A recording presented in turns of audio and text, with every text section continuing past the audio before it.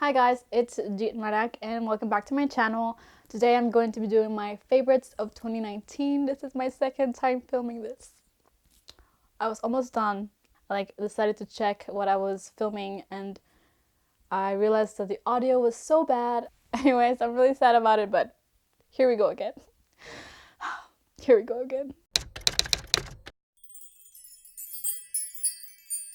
So last year, 2019, I read 40 books, including a couple of graphic novels and like 2 novellas, but mostly novels.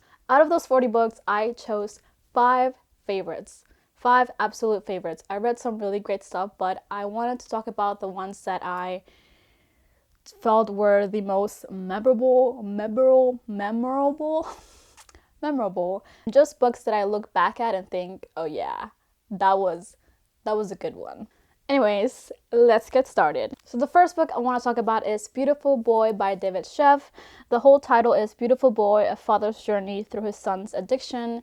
If you recognize the title, it is also a film starring Timothée Chalamet and Steve Carell, which I watched and loved. It was such a wonderful, heartbreaking movie and it left me wanting more, so I ended up picking up the novel. I love this book because it's so honest and raw. I felt like David just opened the doors to his family and I felt like I was reading his diary at some points. He just talks about every emotion that he feels through this process and through this experience. And he doesn't shy away from talking about the bad, and the absolute horrible. But he also talks about some really wonderful and just heartwarming moments. The book is basically written in chronological order, so we get to follow Nick literally from the moment he's born to adulthood. He's just this young, bright kid who loves music. He loves writing, he loves making his little brother and little sister laugh, and then we get to see him transform and see how the drug changes him. There's a lot of anger and frustration and guilt that comes with it.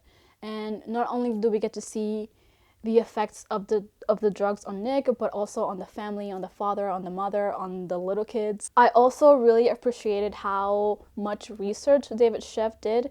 He so badly wants to understand what's happening to Nick. He wants to help him, and that is really the center of this book. This parent who just loves his son so much that he is doing everything he can. He talks to so many psychiatrists and therapists and professors. He talks about data and statistics of how many people are being affected by methamphetamine. He talks about the biology, how it affects the brain, how it affects the body.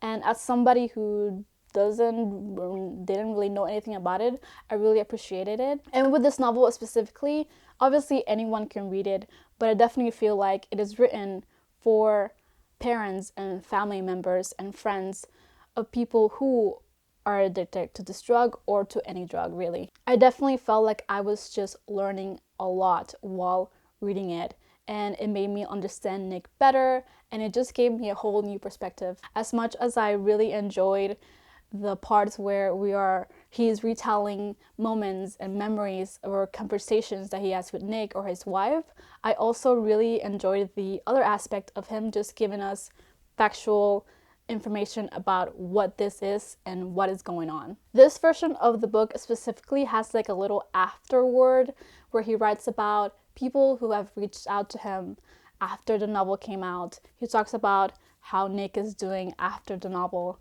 And so that was another thing that I wanted to mention. Overall, I thought it was really wonderful and it planted a little seed in me of wanting to read more nonfiction in the future, which is just really great. So yeah, favorites. The next book I have is The Last Time I Lied by Riley Sager. This is a mystery slash thriller novel. My god. I read this during October. I am not huge on mystery. This is the one mystery novel that I read. I find sometimes with mystery that it is either too graphic or too violent for me. I picked up another book after this one that was just way too graphic and I was like, nope, can't do it. But this was perfect. So if you're anything like me, if you don't like things to be too much, too gory or anything like that.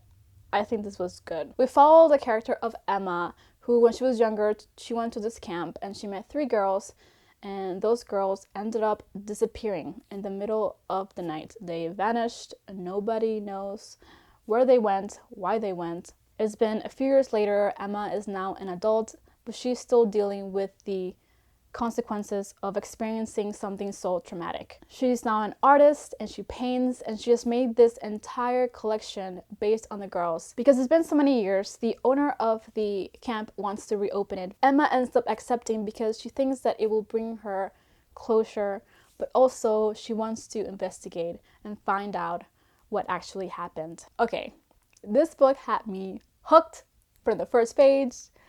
I just could not stop reading it, and it reminded me why I really love watching like thriller movies, because I do watch thriller movies, not necessarily read a lot of mystery novels, but I just had that feeling of like, I need to keep reading, I need to find out what happens next. To me, the plot was really, really engaging. I felt like the writer gives you enough clues that you think that you know what's going on, which is what I felt. I felt like I constantly was like, okay, I got it. I know who did it. I know what happened here. But no, I never really knew what was happening. There were so many twists and turns, like little ones and then really big ones. Even in the last couple of pages of the book, I was shocked because of a twist. He also plays around a little bit with perspective. When it comes to the different perspectives, you're not entirely sure of the timeline. Once you know, it was a what moment for me. You're also very aware that this whole book is about lying, and that the narrator or main character, Emma, is lying about something. She's keeping something from us. So that's another aspect of the novel that I liked. I thought that was really fun because really I was suspicious about everyone, even our main character. This just really, really had me so hooked, and yeah, it was a really fun read. It was just perfect for me. I really, really enjoyed it. So, favorites. Next, I have Don't Date Rosa Santos by Nina Moreno. This is a young adult contemporary. It follows Rosa Santos, who is Cuban American. She has grown up with her grandmother and her mother in this small town in Florida. Her mother is a little bit absent. She's constantly traveling and is never there. So she definitely has this special relationship between herself and her grandmother. Both her grandfather and father died at sea. So there's this whole thing surrounding them about a curse, and Rosa is not supposed to fall in love with the boy with the boat. But then comes Alex, this wonderful guy who's so lovely, and he has a boat. Now, this book was so much more emotional than I thought it would be. I went into it thinking, okay, this is going to be a really cute contemporary romance, and while that is true, I feel like at the center, it's all about Rosa and her trying to figure out where she belongs, trying to learn about her culture, which she wants to so badly. She wants to know about Cuba so badly, but her grandmother never wants to talk about it. So she's trying to find her place between her 2 homes and her 2 languages and her 2 cultures. There's also so much tension between her and her grandmother and her mother, and I thought that was another really interesting aspect of the novel, seeing their dynamic. The ending had me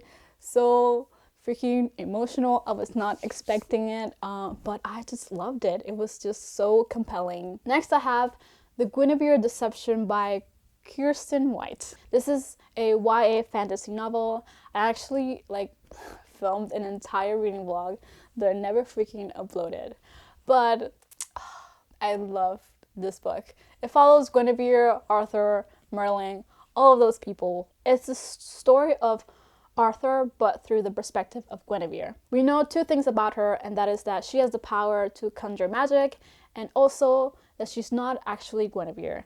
She is somebody else pretending to be her, and her duty is to protect Arthur and protect Camelot. I loved the setting of this book. I loved being in Camelot. I felt like I was living in a fairy tale. Everything's so mystic and magical. The world is so alive. They talk about the trees being able to listen and move. The water speaks, the water feels, the rocks, the mountains.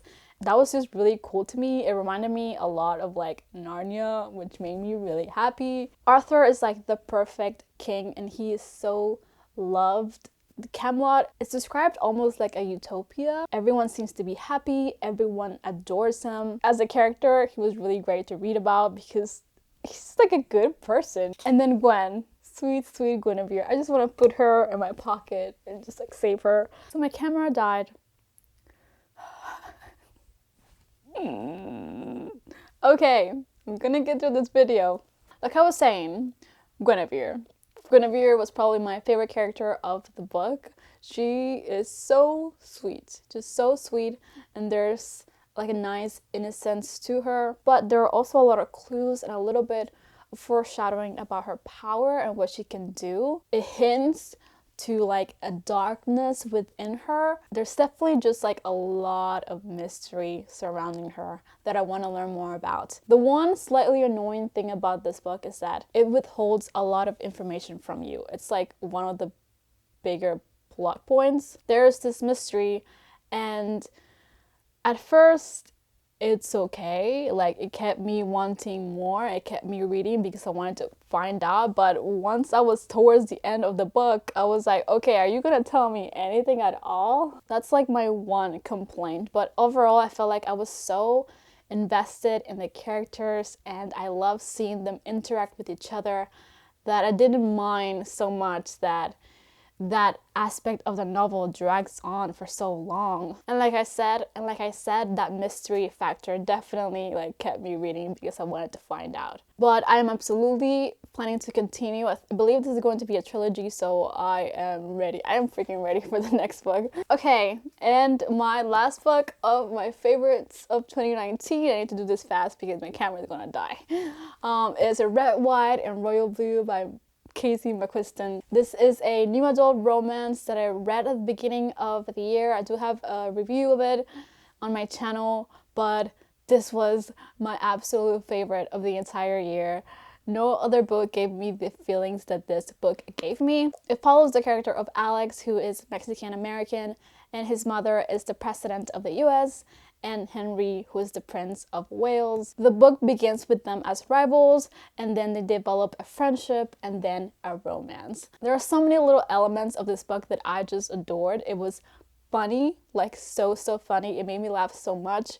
It was so romantic, but most of all, there's this just overall message about hope and making history and making a difference and how speaking your truth can change somebody's life and it can inspire other people. And I just really loved that about it. It made me emotional. I cried sometimes because it was just really happy, and then other times because it was sad. There are some really important topics that it talks about regarding sexuality and finding out who you are, and other really like dark and hard topics to talk about, like grief and loss. Henry lost his father, so that's a really big part of who he is and of his story. We get to see also different experiences through the two of them. Alex's family is really accepting and really loving, and he has some really great people in his life. And then Henry, his family is mostly cold. He does have a really great relationship with his sister, but his mother isn't around. The grandmother, the queen, definitely is conservative and has a specific way that she wants him to be. The way that the relationship builds up and develops was so great to me. I love seeing them like send emails to each other and like text messages and like having phone calls. I thought that was a cute little thing about it, since it's like long distance. They share so much about their passions and who they want to be. And like I said, this book is genuinely so freaking funny. It made me so happy and it made me laugh and I adored it. I love this book, and it actually takes place in 2020, this year, so this is the year of Red, White, and Royal Blue. I know that a lot of people read this book and loved it, and I did as well, and it was my absolute favorite of 2019. Okay, that is enough babbling for one day. Thank you guys so much for watching. I hope you enjoyed this video. I struggled a lot trying to film it. This is my second time and my camera died and the audio was bad and just all these things, but I'm so glad that I got through it. I did it. I'm done. These are my favorites of 2019. Yay. Thank you guys so much for watching, and I will see you guys later. Bye.